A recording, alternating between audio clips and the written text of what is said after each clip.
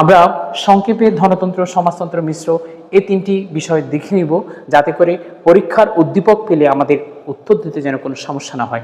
আমরা বলছি ধনতন্ত্র, আমি একটা দেশের অর্থনৈতিক ব্যবস্থাকে কখন বলবো?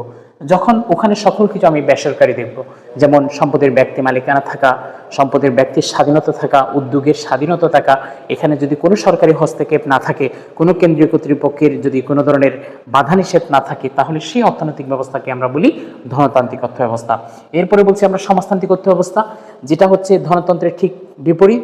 এখানে সকল কিছু হবে সরকারি, এখানে ব্যক্তি মালিকানা থাকবে না, ব্যক্তির স্বাধীনতা থাকবে না, সকল সম্পদের মালিক হবে রাষ্ট্র। মিশ্র অর্থনৈতিক ব্যবস্থা কোনটা?